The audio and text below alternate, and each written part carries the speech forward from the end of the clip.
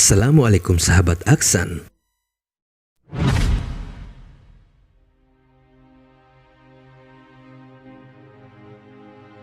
Hari kiamat adalah hari penghakiman yang bagi umat muslim wajib mempercayainya.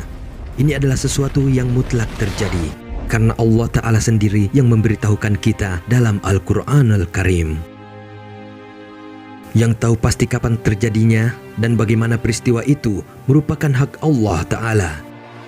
Tetapi manusia diberi kabar tentang tanda-tanda kecil hingga tanda-tanda besar melalui Al-Quran dan hadis-hadis Nabi Sallallahu Alaihi Wasallam. Jikalau kita sebut kiamat sudah dekat atau kiamat sebentar lagi, ya itu merupakan hal yang wajar, tidak melampaui pengetahuan Allah Ta'ala, karena sejatinya hanya Allah yang tahu, manusia hanya diberi tanda-tanda, tak lebih dari itu. Jikalau kami berkata kiamat besok jam sekian, itu sudah melanggar hak Allah.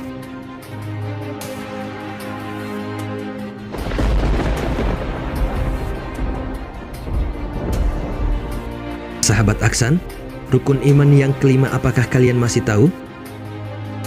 Ya, percaya pada hari kiamat.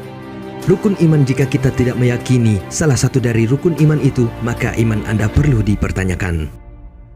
Hukum tidak percaya pada hari kiamat atau hari akhir adalah haram, merupakan salah satu yang banyak dibicarakan di dalam ayat-ayat Makkiyah dan yang banyak didakwakan oleh Rasulullah Sallallahu Alaihi Wasallam di awal masa-masa kenabian beliau. Itu adalah hal mendasar. Dari kecil kita diajarkan rukun iman. Tetapi kalau ada yang tidak diajarkan sampai hari ini, mungkin itu Anda tahu sendirilah apa maksud saya.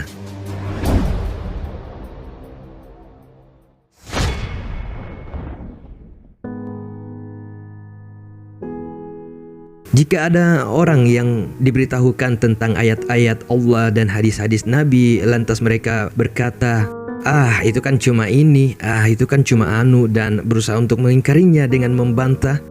Sahabatku, beriman kepada hari akhir yaitu mengimani apa-apa yang dikabarkan atau disampaikan oleh Rasulullah Sallallahu Alaihi Wasallam tentang apa-apa yang terjadi setelah kematian sesuai ayat-ayat tentang kematian dalam Islam.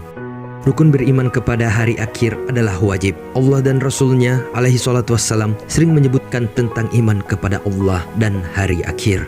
Hal ini menunjukkan pentingnya beriman kepada hari akhir. Beriman kepada Allah berarti beriman kepada permulaan dan beriman pada tempat kembali. Orang yang tidak beriman kepada hari akhir berarti ia tidak beriman kepada tempat kembali dan melakukan dosa-dosa besar dalam Islam. Orang yang tidak beriman kepada hari akhir berarti ia tidak beriman kepada Allah Ta'ala. Disebut sebagai hari akhir karena tidak ada hari kembali setelahnya, dan itulah akhir perjalanan hidup manusia. Allah meneguhkan iman orang-orang yang beriman dengan ucapan yang teguh dalam kehidupan di dunia dan di akhirat. Dan Allah menyesatkan orang-orang yang zalim, dan Allah berbuat apa yang dikehendaki. Surah Ibrahim ayat 27.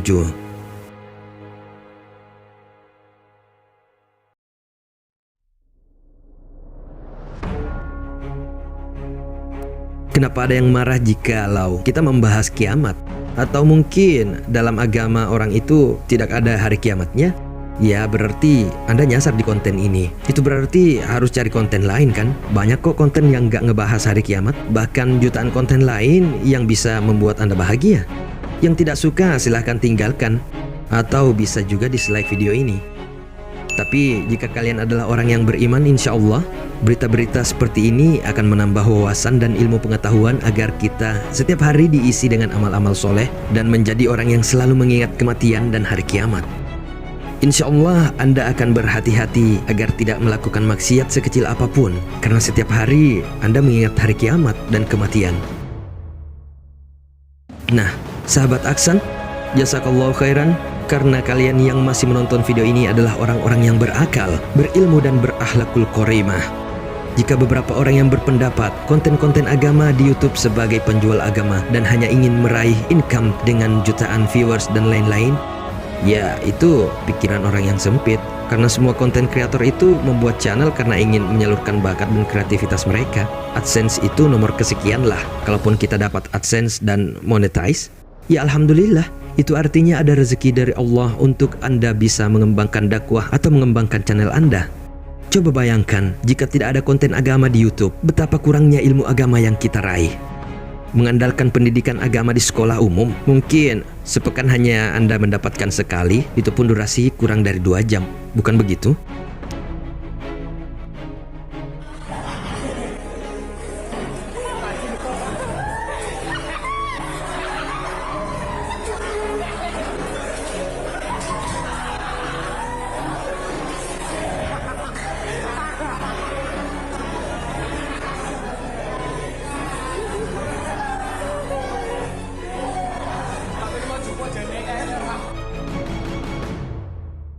Jadi dengan YouTube, alhamdulillah, yang menggunakannya dengan positif akan memperoleh hal yang positif. Karena segala sesuatu yang diawali dengan kebaikan akan berakhir dengan kebaikan. Dan segala sesuatu yang dimulai dengan keburukan akan berakhir dengan keburukan. Dan inilah Aksan.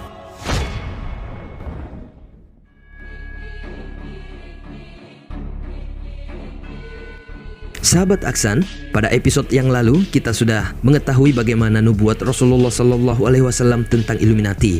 Dan pada episode kali ini kita akan membahas tentang sekte-sekte Illuminati.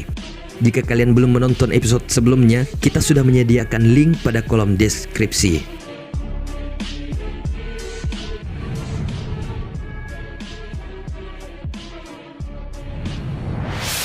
Sahabat Aksan, kelompok Illuminati semakin merajalela dan semakin cepat perkembangannya dalam menguasai dunia. Dalam dunia hiburan seperti musik, film, dan lain-lain sangat banyak ditemukan unsur-unsur Illuminati. Media berita pun tak sedikit menggunakan lambang-lambang Illuminati dan mereka semua mendukung tatanan dunia baru. Hampir semua pemerintah Amerika Serikat adalah bagian dari anggota rahasia seperti Freemason, Skull and Bones, dan Illumination. Mereka menyembah iblis yang mereka lihat sebagai Tuhan mereka. Sekarang kami akan membuktikan kepada sahabat Aksan bahwa Nabi SAW telah menubuatkan tentang Illuminati. Pertama kita akan merujuk kepada hadis Nabi SAW. Dikisahkan kepada kita di mana Nabi SAW memberitahu kita tentang Antikristus atau Dajjal. Nabi bersabda, Allah tidak disembunyikan dari kalian. Dia Allah tidak bermata satu, sambil menunjuk matanya dengan jari tangannya, dan Dajjal bermata satu. Dan berkata, Dajjal buta sebelah kanannya dan matanya seperti anggur yang menonjol. Kami mempelajari bahwa Nabi SAW mengajarkan bahwa Tuhan kita tidak bermata satu, sedangkan Dajjal bermata satu, dan Dajjal akan mengakui dirinya sebagai Tuhan. Lantas, bagaimana hadis ini membuktikan keberadaan Illuminati? Sahabat Aksan, sekarang kita lihat uang dolar Amerika Serikat. Lihat pada piramida dengan mata satu di atasnya dan tertulis In the God we trust, yang berarti pada Tuhan kita percaya. Penjelasan resmi yang diterangkan pada pemerintah Amerika tentang mata itu mereka menyebutkan sebagai Eye of Providence atau pemelihara, atau dalam bahasa Islam disebut sebagai Rob, sebagaimana kita menyebut Allah Rabbul Alamin, pemelihara semesta alam. Mereka menyebut mata satu itu adalah Tuhan, yang mereka artikan sebagai All-Seeing Eye of God. Jadi, siapakah Tuhan mereka yang bermata satu? Apakah Allah Tuhannya Ibrahim? Apakah Allah Tuhannya Musa? Apakah Allah Tuhannya Isa? Ataukah Allah Tuhannya Nabiullah alaihi salatu wassalam? Dari hadis tersebut dijelaskan bahwa Allah tidak bermata satu, sedangkan Dajjal bermata satu. Ini adalah bukti nyata bahwa kekuatan yang dikendalikan Amerika bukanlah hamba Allah, tetapi hamba iblis, dan nabinya adalah Dajjal dan akan mengaku sebagai Tuhan. Lantas, apakah Illuminati itu dan siapa sajakah mereka? Sahabat Aksan, mereka adalah tangan yang tidak terlihat yang tidak diketahui oleh sebagian besar dunia. Namun seiring berjalannya waktu dan perkembangan teknologi informasi, rahasia demi rahasia yang disembunyikan oleh sekte penyembah iblis ini akhirnya terungkap.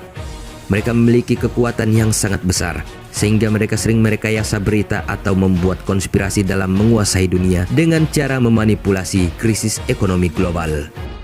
Organisasi rahasia ini dimulai dari kesatria Templar. Mereka kesatria tangguh dan juga koalisi kuat yang mendirikan kota-kota di Inggris dan kota-kota lainnya di Eropa. Mereka memiliki kekuatan politik yang cukup kuat dan hebat dalam perbankan. Kita akan mulai dari sejarah Illuminati dan apa yang umumnya mereka yakini sebagai kelompok rahasia itu.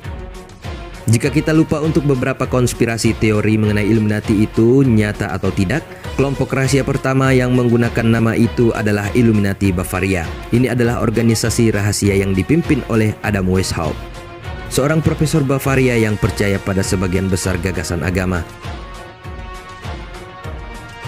Menurutnya, beberapa ketingkatan sosial sudah ketinggalan zaman dan masyarakat itu perlu diterangi dengan ide-ide baru.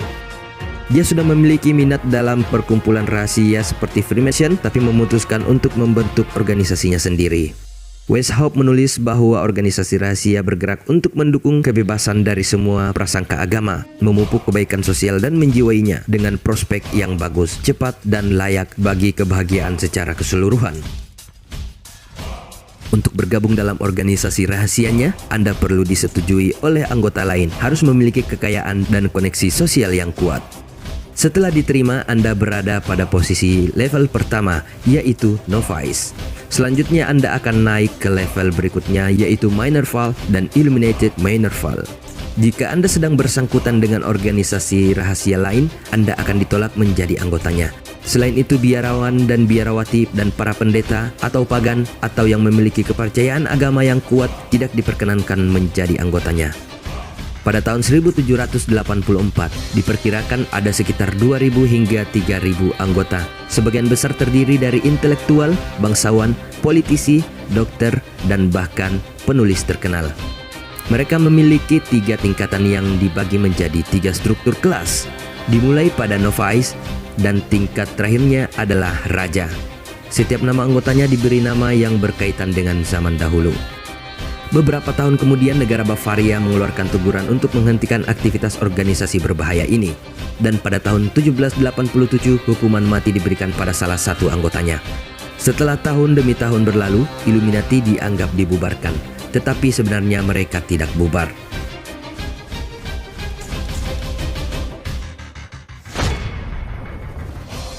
Bagaimana organisasi rahasia itu menjadi Illuminati yang banyak diperbincangkan oleh ahli teori konspirasi hari ini?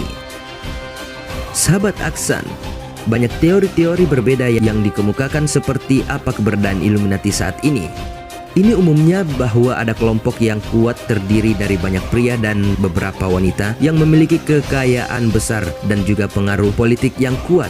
Mereka bisa berprofesi sebagai bankir, pemimpin bisnis, politisi, atau bahkan kalangan selebriti. Alih-alih menjelaskan tentang ide-ide yang berkaitan dengan pencerahan, ketakutan yang digambarkan tentang Illuminati saat ini adalah mereka mendukung kata tatanan dunia baru atau The New World Order. Mengontrol populasi jumlah penduduk dengan cara yang kejam, dengan cara menyebarkan penyakit, melegalkan praktik LGBT, menganjurkan KB, membuat rekayasa bencana agar populasi manusia tidak terlalu banyak. Semua menggunakan program rahasia dan semua yang terlibat tutup mulut tentang keterlibatan mereka dengan dunia luar. Namun kemudian ada lebih banyak teori dan berbagai spekulasi tentang mereka. Salah satunya adalah kelompok Bilderberg. Anggota kelompok itu diatur di bawah aturan Chatham House. Beberapa teori berpendapat organisasi ini hanya membahas masalah dunia dan megatrend, tetapi teori lain memiliki pendapat yang berbeda.